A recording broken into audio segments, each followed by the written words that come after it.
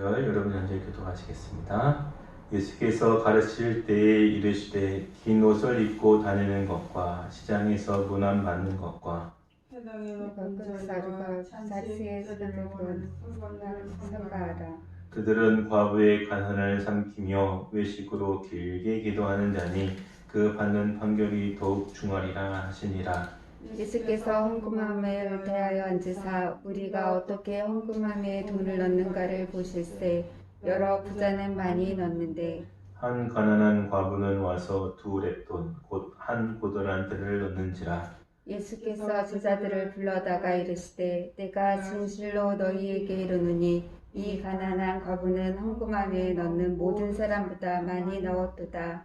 마치겠습니다. 그들은 다 그 풍족한 중에서 넣었거니와 이 과부는 가난한 중에서 자기의 모든 소유 곧 생활비 전부를 넣었느니라 하시니라.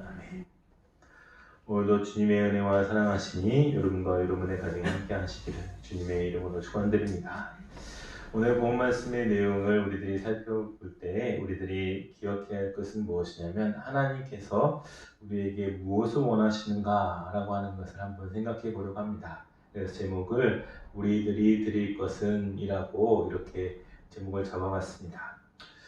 오늘 본 말씀을 읽다 보면 우리들이 잘 아는 과부의 헌금 드리는 내용이 나옵니다. 그 헌금 드리는 내용을 바라보면서 우리들이 생각할 때 주님께서 우리에게 무엇을 요구하시는가 라고 하는 것을 기대해 봐야 된다라고 하는 것입니다. 예수님께서 이제 성전에 대해서 늘 말씀하시는 가운데 이제 성전에 들어가시는 예루살렘 입성이 있죠. 그 예루살렘 입성의 과정 가운데서 예수님께서 하시는 것이 무엇이냐면 나귀를 타셨죠. 그 나귀를 타셨다라고 하는 것은 이제 세상의 군왕들처럼 멋진 말을 타고 가는 것이 아니라 낮고 낮은 모습으로 예수님께서 이제 예루살렘에 입성하시는 그런 모습입니다. 그 예루살렘에 입성하는 모습 가운데서 예수님께 기대할 수 있는 것은 무엇이냐면 예수님께서 왜 예루살렘에 입성하셨고 그 입성하시는 모습 가운데 우리에게 주시는 은혜와 교훈이 무엇인가를 바라보는 것입니다. 그것은 이제 십자가로 가는 길이었던 것입니다. 우리가 잘 아는 십자가의 길은 어떤 길일까요? 그것은 바로 좁은 길이고 그것은 좁은 문을 통과해야 되는 그런 상황 가운데 있습니다. 그렇기 때문에 인생에 있어서 제일 낮은 곳, 인생에 있어서 이제 제일 비참한 곳, 누구든지 가기 싫어하는 그 길을 예수님께서 몸소 가야 되는 그런 상황 가운데 있었다라고 하는 것입니다. 그러는 과정 가운데 오늘 이 과부의 헌금 드리는 것이 예수님께 어떤 영향을 미쳤는가라고 하는 것도 중요한 포인트가 될 것이라 생각합니다. 먼저 제가 이제 서기관과 이제 과부의 모습을 한번 비교해 드릴 텐데요. 우리 38절 말씀을 한번 보겠습니다. 38절과 39절입니다. 시작. 예수께서 가르칠 때에 이르되 긴 옷을 입고 다니는 것과 시장에서 문안받는 것과 회당의 높은 자리와 잔치의 윗자리를 원하는 서기관들을 삼가라. 아멘. 누구를 삼가라고요? 서기관들을 삼가라. 우리가 생각할 때 이 서기관들은 어떤 사람들이었습니까? 원래 모습대로 따지다 보면 하나님의 말씀에 제일 가까이 있는 사람입니다. 다른 말로 하면 이때 당시의 문명률이 이제 1%입니다. 그래서 글을 읽고 쓸 수 있다고 하는 것은 이제 100명이 있으면 그 중에 한 사람에 속하는 거예요. 그만큼 학식이 있고 알미 있고 그리고 많은 사람들을 지도할 수 있는 그런 위치에 있는 사람이 누구예요? 서기관이었던 거예요. 서기관들이 했던 일 중에 가장 중요한 일이 무엇이냐면 성경을 필사하는 거예요. 그래서 그들은 이제 모든 일에서 제일 중요한 것이 하나님의 말씀을 그대로 베끼는 일, 그 사역을 하는 것이 서기관들이었습니다. 또 서기관들이 하는 일이 무엇입니까? 그것은 바로 하나님의 율법의 말씀을 늘 쓰는 것이기 때문에 그들이 그것을 해석하여서 또 그것을 백성들에게 알려주는 그러한 율법 교육을 했던 그런 사람들이었습니다. 그러다 보니까 그들이 했던 것은 하나님에 대한 것에 대한 알매 있어서 어떻습니까? 가장 잘 알아야 되는 그런 계층이었던 것입니다.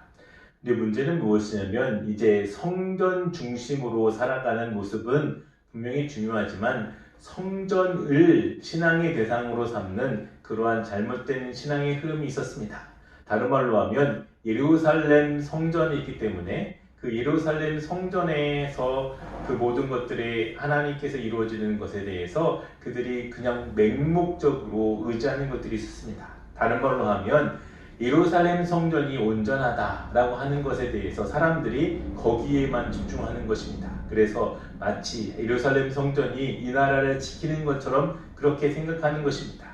분명히 하나님께서 성전을 만드신 가장 중요한 핵심이 무엇입니까? 그것은 바로 하나님께서 우리와 만나주시는 가장 중요한 장소라는 개념도 있지만 거기에서는 하나님의 임재라고 하는 것이 참 중요한 내용입니다. 그런데 그것보다 더 중요하게 된 것이 무엇이냐면 껍데기인 성전의 모양이 그들에게 있어서 중요한 상태가 된 것입니다. 예수님께서 서기관들과 바리새인들을 비판하실 때 이렇게 말씀하셨죠. 너희는 겉은 깨끗한 그릇이나 속안은 더럽다라고 말씀하셨죠. 그 겉은 화려하고 깨끗해서 보기 좋지만 그 안에는 더러워서 쓸 수가 없다라고 하는 것입니다. 다른 말로 하면 그들의 행했던 그들의 마음의 생각도 또 그들이 그 성전 때문에 있었던 그들의 삶의 모습도 어떻습니까? 하나님 보시기와 많은 사람들을 보기에 부끄러운 일을 행하고 있었다라고 하는 것입니다. 그렇다면 어떤 부끄러운 일을 행하는지 한번 보겠습니다. 첫 번째로 보니까 우리 38절 말씀 중간절에 보니까 뭐라 했습니까? 긴 옷을 입고 다니는 것이라고 하는 것입니다. 여기에서 긴 옷을 입고 다닌다라고 하면 어떤 모습일까요? 뭐가 길까요? 소매가 길 것입니다. 또 뭐가 길까요? 옷이 전체적으로 긴 모습이죠. 긴 옷을 입고 다닌다고 하는 것은 어떤 의미가 있을까요? 그것은 바로 보통 사람들과는 다른 모습의 옷을 입는 것입니다. 다른 말로 하면 내가 서기관이다라고 하는 것을 표시하는 것이죠. 요즘 말로 따지자면 사회적인 선긋기예요. 그래서 내가 이런 사람이야 라고 하는 것을 보여주기 위한 과시욕이 거기에 담겨 있다라고 하는 것입니다. 요즘 말로 따지면 이것입니다. 이제 내가 좀 돈이 많이 벌게 되었고 사회적으로 레벨이 좀 올라가고 싶은 사람들은 뭐라고 말하냐면 이제 내가 이제 벤츠를 타게 됐다라고 그렇게 표현을 하게 돼요. 요즘 뭐 소나타 선전할 때도 그렇지만 어떻습니까? 이제 돈 많이 벌었다고 하는 부의 상징이 차였잖아요. 그런 것처럼 벤츠를 몰고 다니면은 이제 내가 사회적으로 좀 높은 위치에 있는 사람이다라고 그렇게 표시합니다. 또 양복을 입을 때도 그냥 양복이 아니라 메이커 중에서도 이제 명품 메이커, 그 아르마니 같은 그런 것들을 이제 입으면 이제 사람들이 생각할 때 알마니를 입는 사람이구나 라고 생각하면서 사회적인 거리두기를 하는 거죠. 또 어떻습니까? 이제 여성분 같은 경우는 명품백, 샤넬이나 이런 루이비통 같은 것을 이제 들고 다니면 이제 자랑스럽게 이렇게 보여줍니다. 그래서 그 사람들이 어떻습니까? 사회적인 선긋기를 하는 거죠. 내가 이만큼의 위치에 있는 사람이야. 사실 서기관들이 행했던 것은 무엇이냐면 원래 하나님 말씀 중심으로 살아가고 그런 외적인 것에는 전혀 상관이 없어야 됨에도 불구하고 그들이 점점 세속화되기 시작하면서 어떻습니까? 자기들이 무엇인가 특별한 사람이라고 하는 것을 보여주기를 원했다라고 하는 것입니다. 다른 말로 하면 하나님을 중심을 보시지만 사람들을 외모를 보는 것을 그들이 중요하게 생각하는 것입니다. 두 번째는 무엇입니까? 시장에서 문안받는 것이라고 하는 것입니다. 시장에서 문안받는 것은 사람들에게 명예를 보여주기 위한 것입니다. 내가 그만큼 명예가 높은 사람이야. 그래서 이제 우리가 예전에 사극 같은 데 보면 아래 것들이라는 말을 쓰잖아요. 그래서 너희들은 아래 것들이니까 나한테 문안 인사를 해야 돼 라고 하면서 시장에서 인사받는 것을 좋아했다라고 하는 것입니다. 세 번째로는 무엇입니까? 회당에서 높은 자리에 앉는 것을 말합니다. 회당은 그때 당시에 많은 사람들이 모였습니다. 정기적으로 모여서 하나님께 예배드리는 곳이었습니다. 말씀이 증거되는 곳이었습니다. 그런데 중요한 것은 무엇이냐면 그것이 바로 사회적인 사교 장소도 되기 때문에 이제 거기에서 이제 자기가 높은 자리에 앉는 것을 좋아합니다. 다른 말로 하면 다른 사람들에게 선망의 대상이 되는 명예욕에 사로잡히게 되죠. 또 잔치가 열리면 어떻습니까? 윗자리에 앉는 것을 원합니다. 사람들은 생각합니다. 자기의 본 위치보다 높은 자리에 오르는 것, 다른 말로 하면 내가 다른 사람들의 선망의 대상이 되는 것에 대한 그러한 욕심에 빠지기 쉽습니다. 바로 이러한 욕심에 빠졌던 자들이 서기관들이었다라고 하는 것입니다. 근데 더 큰 문제가 있습니다. 우리 한번 보겠습니다. 40절 말씀 한번 보겠습니다. 시작. 그들은 과부의 가산을 삼키며 외식으로 길게 기도하는 자니 그 받는 판결이 더욱 중하리라 하시니라. 아멘. 성경 말씀에 보면 어떻습니까? 과부와 고아라고 하면 어떤 것을 상징하냐면 세상에서 제일 밑바닥에 있는 사람들입니다. 어떤 밑바닥입니까? 계층적으로 봤을 때도 제일 밑바닥이고요. 또 수입으로 봤을 때도 아무것도 얻을 수 없는 그런 상황 가운데 있습니다. 누군가의 도움이 없이는 살아갈 수 없는 사람들이 고아와 과부입니다. 그렇다면 과부의 가산을 삼킨다. 그런 뜻은 무엇을 의미하냐면 이제 외식으로 길게 기도하는 자라고 하는 것과 연관이 있는데 그때 당시에 이제 과부가 기일이 되면 누구를 초청하냐면 서기관을 초청합니다. 그러면 서기관이 이렇게 요구합니다. 내가 나한테 돈을 얼마를 주면 내가 이 남편을 위해서 기도할 때 정성껏 길게 기도해 줄게 라고 하면서 돈을 요구합니다. 그럼 과부의 입장에서는 어떻게 할까요? 그나마 없는 돈을 다 털어가지고 이제 그 서기관한테 주면서 기도 좀 잘 부탁드립니다 하면서 주게 됩니다. 다른 말로 하면 이 모습이 바로 그러한 모습이는 거예요. 예수님께서 말씀하십니다. 뭐라고 합니까? 그 받는 판결이 더욱 중하리라.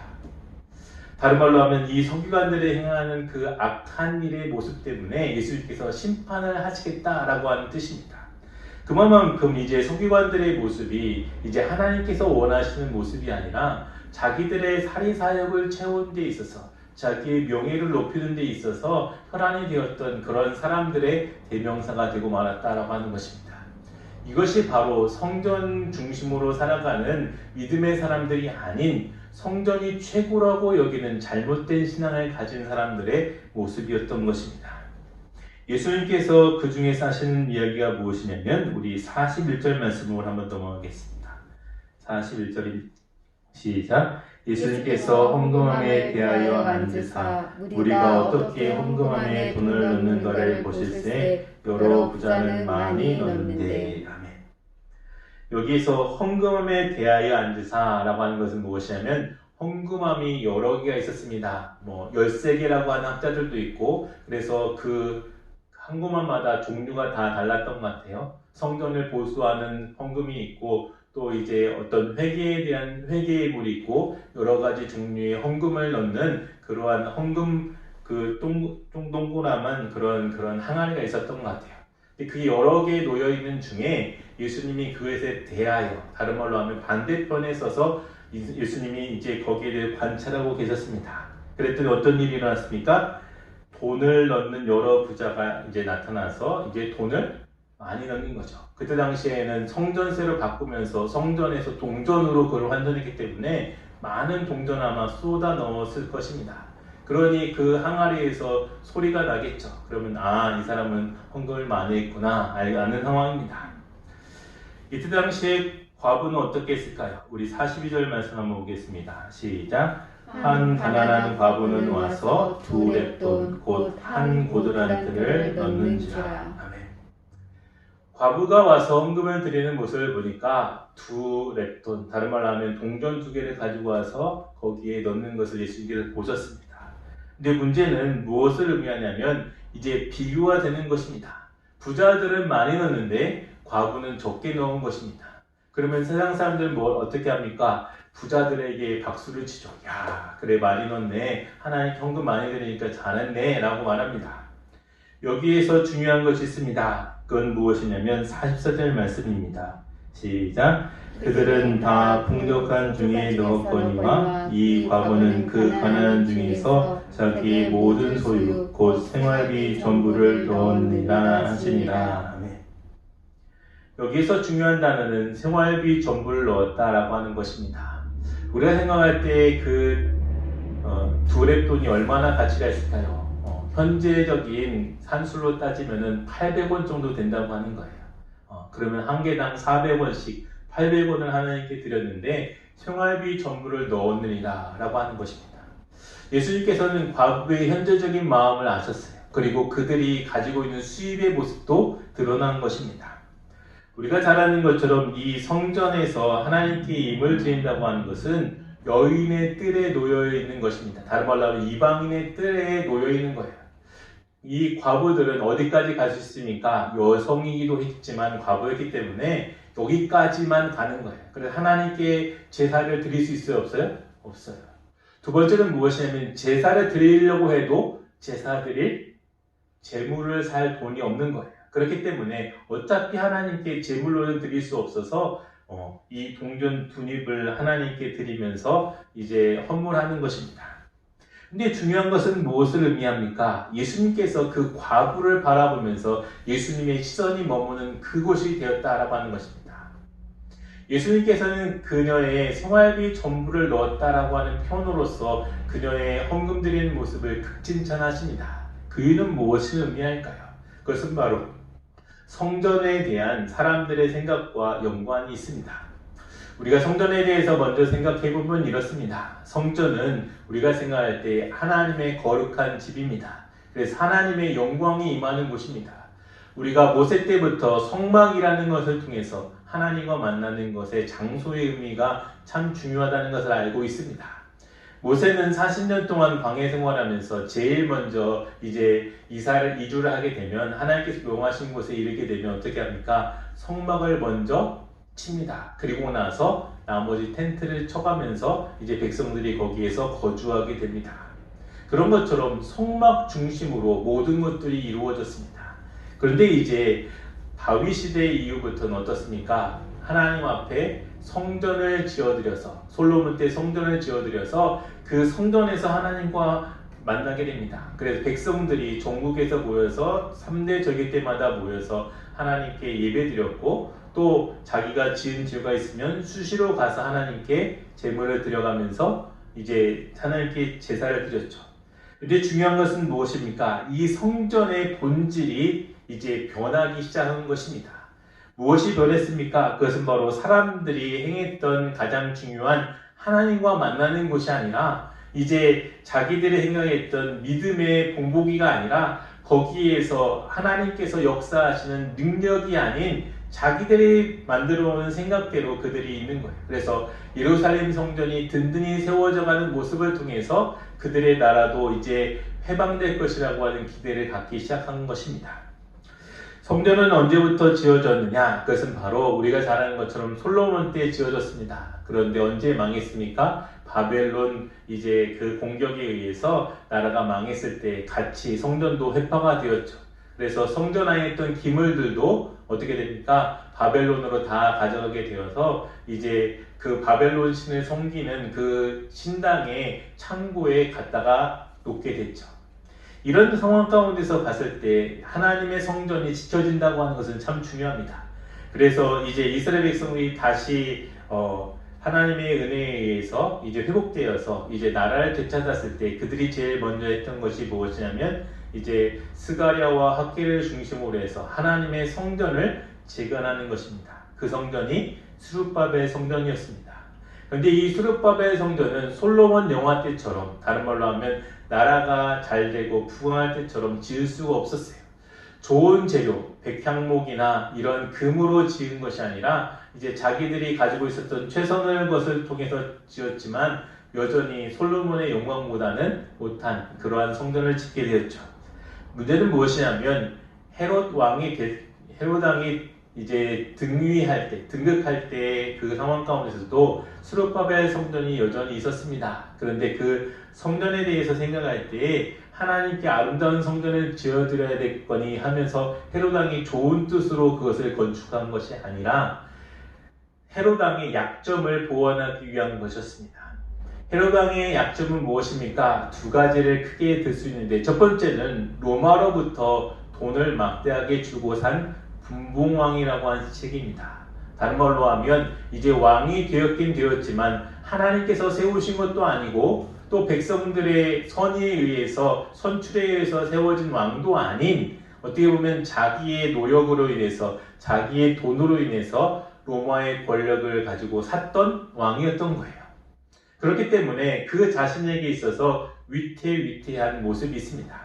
또 한 가지의 모습은 무엇이냐면 그가 이두메 사람입니다. 다른 말로 하면 그는 순수한 혈통이 이제 유대인의 출신이 아니라 이제 이방 족속입니다. 이방 족속의 핏줄입니다.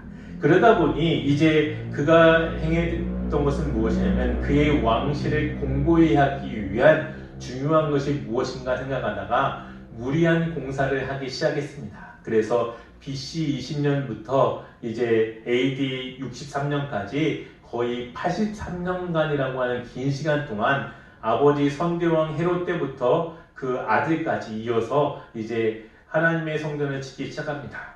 그런데 그 크기도 솔로몬에 있었던 그 크기보다 훨씬 크게 지었고 또 어떻습니까? 솔로몬에게 행했던 그 금의 양보다 훨씬 많은 금의 양을 들여가지고 돌들을 다 황금으로 싸가지고 그것을 하나님께 드렸습니다. 성전을 잘 지은 것은 분명히 중요하지만 어떻습니까? 헤롯 왕의 백성들을 향한 회유적인 마음이 거기에 담겨있기 때문에 하나님께서는 그 성전을 기뻐하시지 않으셨어요. 우리 한번 보시겠습니다. 우리 13절 1절과 2절 말씀 한번 보겠습니다. 시작. 예수께서 성전에서 나가실 때 제자 중 하나가 이르되 선생님이여 보소서 이 돌들이 어찌하여 이 건물들이 어떠하니까 예수께서 이르시되 내가 이 큰 건물들을 보느냐 돌 하나도 돌 위에 남지 않고 다 무너뜨려지리라 하시니라. 아멘. 성전이 어떻게 된다고요? 무너진다는 거예요. 분명히 하나님께서 역사하셨고 하나님께 예배드리는 귀한 장소인데 이것이 왜 무너집니까? 그리고 예수님의 입을 통해서 왜 이 성전이 무너질 것이라고 예언하게 하십니까? 그것은 바로 하나님께서 이 성전을 기뻐하지 않으신다라고 하는 것입니다. 왜 기뻐하지 않을까요? 그것은 바로 하나님을 아는 것에 대해서 백성들이 생각하고 믿음으로 나가는 것이 아니라 성전 자체가 마치 큰 부족이 되는 것처럼 이 나라를 지킬 것이라고 하는 그러한 잘못된 믿음에 대해서 무너뜨려지리라 라고 하는 것입니다. 실제로 이제 완공이 된 것은 63년이지만 70년이 되었을 때, 다른 말로 하면 7년 후에 어떤 일이 벌어지게 되냐면 로마가 이 예루살렘을 침공하여서 그 성전을 무너뜨립니다. 그런데 그 무너뜨린 이유 중에 하나가 무엇이냐면 금 때문이었습니다. 그래서 그 금을 벗기고자 돌 하나도 돌 위에 남지 않고 다 무너뜨린 거예요. 그래서 그 금을 다 회수해서 그들이 로마로 가져가게 됩니다. 어떻습니까? 하나님께서 우리에게 원하시는 것은 외형적인 모습의 화려함이 아닙니다. 우리의 그릇 안에 있는 깨끗한 모습을 주님께서 원하신다라고 하는 것입니다. 왜 과부의 헌금이 생활비 전부를 드렸다고 하면서 주님께서 칭찬하셨을까요? 그것은 예수님께서 관찰해 보시니까 과부가 하나님께 드리는 모습이 아마 제일 겸손한 모습으로 주님께 나아갔을 것입니다. 제가 돈이 없어서, 제가 돈이 적어서 이것을 드립니다. 그런데 이것을 드리면 제가 생활비가 없습니다 라고 하는 마음으로 예수님께서 드렸다고 하는 것을 알았을 거예요. 과부는 어떤 사람인가? 그것은 그때 당시에 제일 밑에 있는 계층이라고 말씀드렸죠. 이것을 비교할 때 어떤 것을 비교해 드릴 수 있냐면 이제 인도의 고대 법전인 마누 법전에 대해서 이제 한번 언급해 보려고 합니다. 마누 법전은 어떤 내용이냐면 이제 고대 인도 법전인데 예수님 당시와 거의 비슷한 그런 시대쯤에 이제 만들어진 법전입니다. 그리고 인도의 현재까지 이어지는 중심되는 법의 근원을 가지고 있는 법전입니다. 근데 거기에서 과부에 대한 대우 조건이 있습니다. 근데 그 대우 조건 조항을 보면 참 슬픈 내용이 담겨 있어요. 첫 번째로 과부를 어떻게 대우하느냐 그랬더니 남편이 죽을 때에 그때 당시에 화장을 했었는데 지금도 인도는 인도에 있는 그런 강 위에다가 이제 나무를 막 쌓아놓고 배 위에 나무를 쌓아놓고 거기에 시신을 태우잖아요. 그런 것처럼 이제 화형을 하는 것입니다. 그러면은 과부를 어떻게 했느냐? 죽이지 않고 산채로 그 남편을 화장할 때 같이 태워서 죽이는 거예요. 두 번째는 어떤 일이 있느냐? 남편의 형제들 중에 첩이 되게 하는 거예요. 그것은 자기의 의지대로 하는 것이 아니라 법대로 그렇게 되는 것입니다. 세 번째는 어떤 것이냐면 머리를 밀고 여자들의 가장 중요한 그 머리카락이 중요하잖아요. 그런데 머리를 다 밀어버리고 길가에서 구걸하게 만든다는 거예요. 이런 과정 가운데 보면 어떻습니까? 과부의 현실적인 모습은 참 어렵고 힘들잖아요. 주님의 시선이 머무는 곳은 세상에서 제일 낮은 그 과부의 모습이 드러났습니다. 그리고 그 과부가 자기가 가지고 있는 전부 같은 그 두 랩돈을 드리는 모습을 보면서 예수님은 어떤 마음을 가졌을까요? 분명 우리가 잘 아는 것처럼 겟세마네 동산에서 예수님도 마음이 흔들리셨어요. 그런데 예수님께서 그 기도 마치는 과정 가운데 내 원대로 마옵시고 아버지의 뜻대로 되기를 원하나이다 라고 말씀하셨던 가장 중요한 원동력이 됐던 것도 아마 이 과부에 드렸던 헌금의 모습이 예수님께 마음의 감동이 되지 않을까라고 하는 그런 학자들도 있었습니다. 맞습니다. 우리가 하나님 앞에 이제 사순절을 지내면서 주님 앞에 드릴 것이 무엇이 있을까요?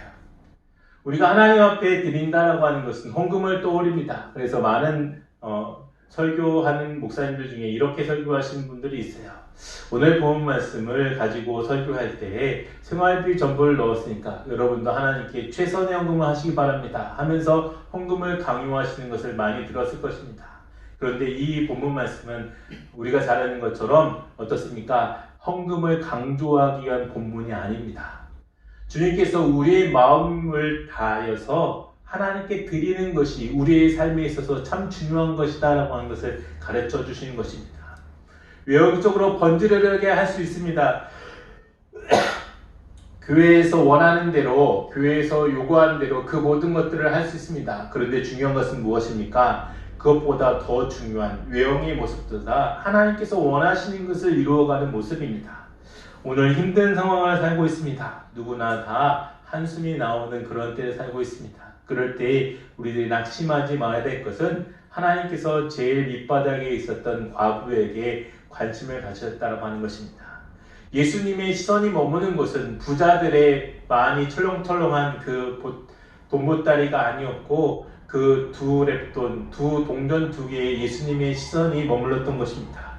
오늘도 주님 앞에 믿음으로 나가면서 우리 낙심하지 마시고 날마다 더욱더 주님 앞에 믿음으로 경주하면서 하나님의 귀한 뜻을 이루어가는 저 여러분 되시기를 주님의 이름으로 축원드립니다. 우리 찬송 부르고 주님께 나가겠습니다. 우리 438장 찬양하고 기도하실 때에 말씀을 생각하면서 함께 기도하겠습니다. 438장입니다.